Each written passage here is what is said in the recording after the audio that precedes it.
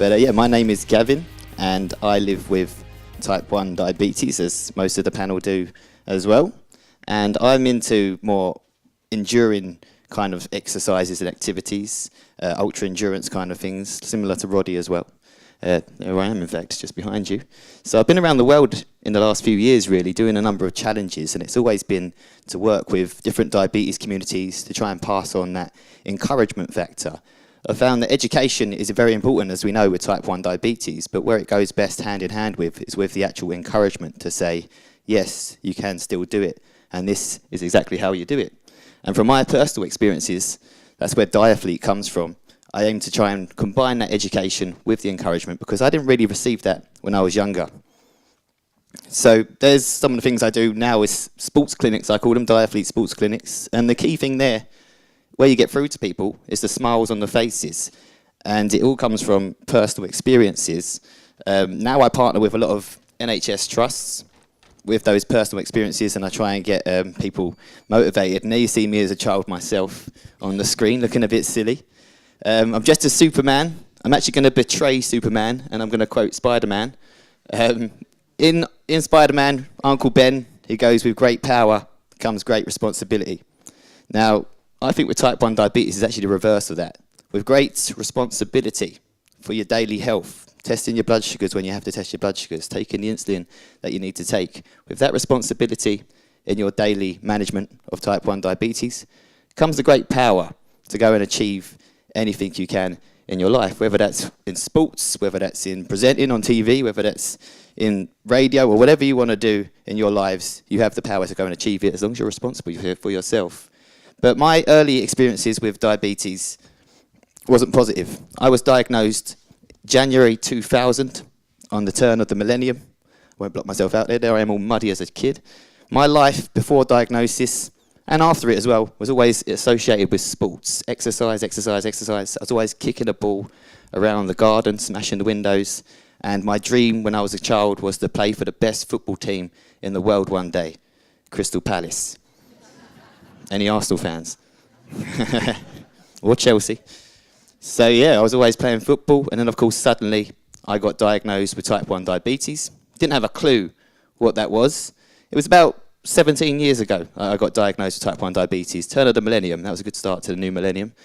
And my parents didn't know anything about it either, so it was a big shock to all of us. And my first question to the doctors was, how is this going to impact me playing football? Can I still play the sports I enjoy playing? Can I still live my dreams in my life?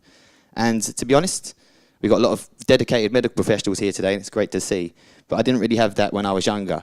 The response was all negative. It was, you can't do this, you can't do that, there's a risk here, there's a risk there. You could go hypo and die. You could long-term get this complication or that complication. And that's all I heard. As an 8-year-old boy, you don't want to hear anything about risk, risk, risk, risk, risk. What you want to hear, and what's important to hear for the ones with type 1 diabetes in this room, is that actually you can go and do this, arm around the shoulder, you can do it, this is how you go and do it. And I didn't receive that, and that got me off to a very bad start in my personal life with type 1 diabetes. I simply didn't want to have diabetes, none of us do, right? But I hated my condition, and Steve actually just touched upon that as well. I hated my condition, and it came off badly on my own health. I didn't want to test my blood sugars. If my mother asked me, you've done your blood sugar, I'll say yes. She'll say, what was it? I'll say 6.5. It's perfect. Of course, if I did test it, it probably wasn't that. And, you know, these little things, I would try and just avoid anything to do with diabetes. I wouldn't have actually come to an event like this. You know, if the word diabetes was mentioned, I would have kept a whole mile. I would have built up a Donald Trump-style wall and blocked it out. And I had to get to that stage where I broke that down, and that took time. That took a number of years in my life to actually find myself. Going back to school with type 1 diabetes, that was probably the hardest experiences I ever had with type 1 diabetes, because I was different. I felt different to the other children in my school. I was the only child in my entire school that had diabetes. The teachers, the medical staff there didn't have a clue what it was. So it was all down to me to manage it myself, and I didn't accept it. So of course I was avoiding taking my insulin. Back then, I was on a mixed insulin, and it was important to take that mixed insulin twice a day and then eat at certain times of the day. And so if you skipped an injection, that's your whole day messed up. You're hyper for the entire day. And that was what was going on for me a lot of the time. And as I say, my health, my A1C was up in the 9s. It was quite high. It could have been worse, to be honest, but I was quite active. I think that helped keep it down. But my health wasn't good. And then other children, they didn't understand what diabetes was either. They didn't have to live with it. You know, we don't look any different. So it's kind of like an invisible condition. And this brought a bit of bullying along. A bit of name calling took place, and it made it even harder for me to accept my condition. I got into a lot of fights in the end. I bottled it up for a long time. I didn't open up about my emotions, not even to my own parents. And then after a while, some name calling, even children used to kick my energy drink on the floor whilst I was hypo, just to laugh at me whilst I was shaking because I looked funny. And in the end, I started hitting people in the face. It was kind of the way to respond. But that showed my anger, not that I accepted my condition. I responded angrily to the other children and their bullying, you could say, of me. And it didn't help me. It didn't help me at all for a number of years until I actually started seeing that I was still Gavin. Finally, I accepted it. I just, in time really, I came to terms with my condition and I accepted it. I was still playing football. I even went on to play semi-professionally in my teenage years for Dartford FC. So it's not quite the heights of Barcelona or Crystal Palace, but Dartford FC, you know, it's not bad.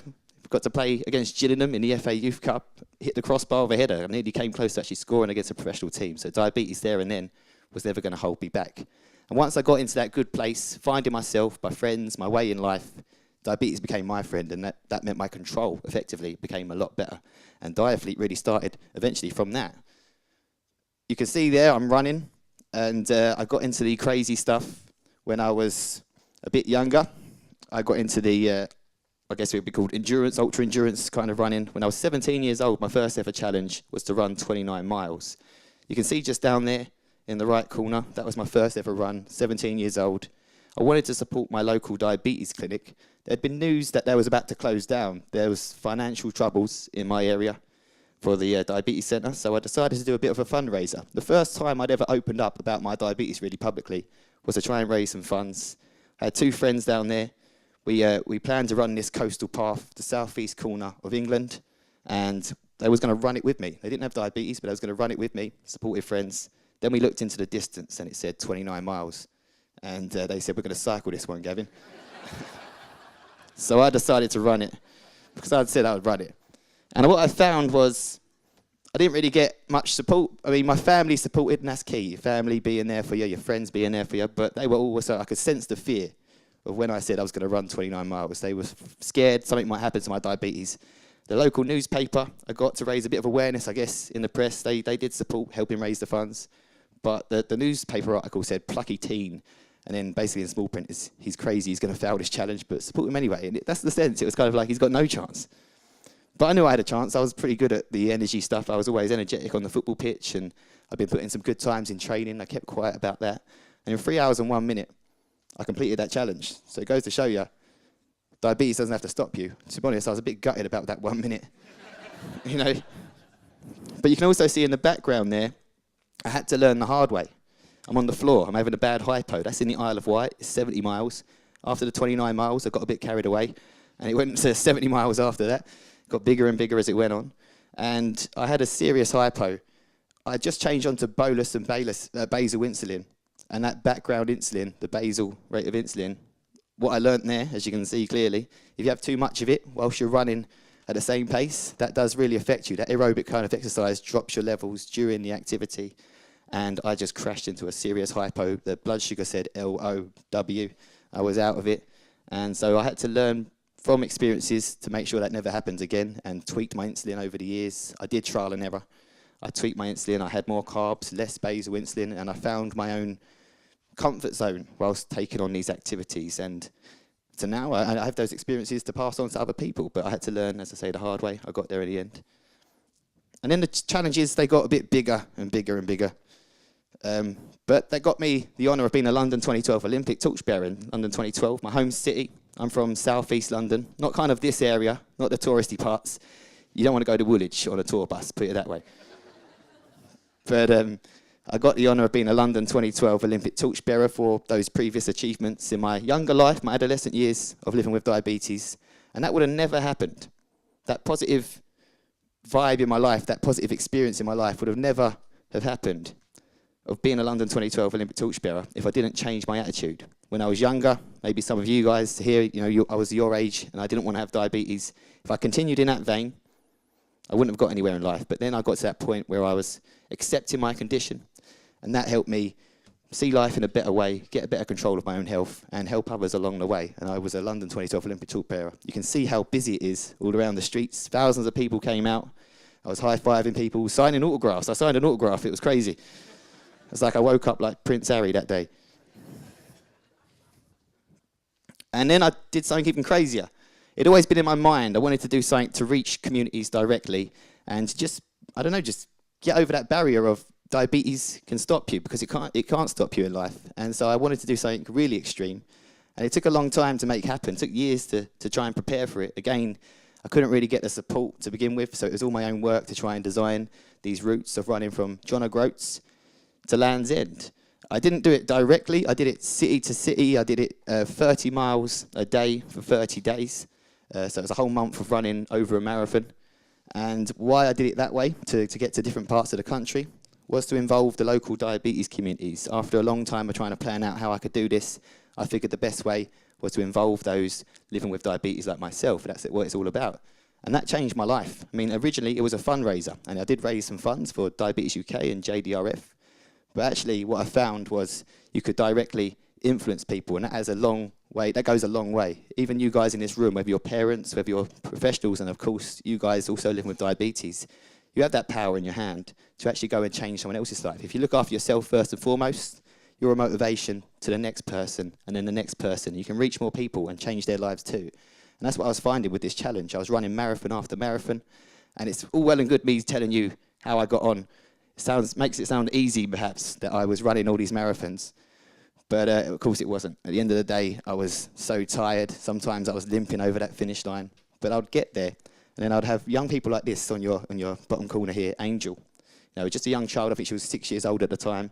She got to carry my Olympic torch into the finish line, and I could see that empowerment being passed on to the next generation living with type 1 diabetes, maybe for the first time in their life. As I said earlier, I didn't have that when I was young. I didn't have someone just to tell me I could do it, but I could see with these children all along the way that they were being influenced in a positive way, and that's where my work's gone ever since, is to try and pass on that empowerment. The challenge, there's the final Kev Winchcombe, he's here, I just see him over there, so he cycled for a few days. To be honest, I was quicker running than he was at cycling. Sorry, Kev. There was a few hills. He'll be back. But it was a great experience getting those people involved, and the longer the challenge went on for, the stronger my body adapted. It was incredible. I was in bits at the end of the first week. It didn't help in Scotland, I actually got hit by a car.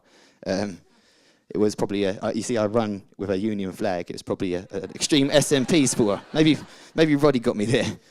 But luckily it was only on my elbow. I got caught on the elbow, and the car was just coming right at me. It was just off of Aberdeen, and there was no pavement to walk on, so I was running on the road, and I was running facing the traffic, and that was a bad idea.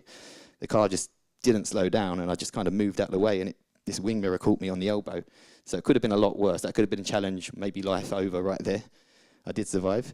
And then marathon after marathon, as I say, I got stronger and stronger, and I reached my goal. I had to learn a lot about my diabetes along the way. I made some tweaks as I went along. I even took 3 injections of basal insulin as I was running, just to sort my blood sugars out a bit better. I reduced the basal, but I had it in different times of the day, and that had a good impact. The first day I did that, I was 6.6. 6.6. I started and finished at 6.6. It went up and down in between, but we don't have to tell you about that.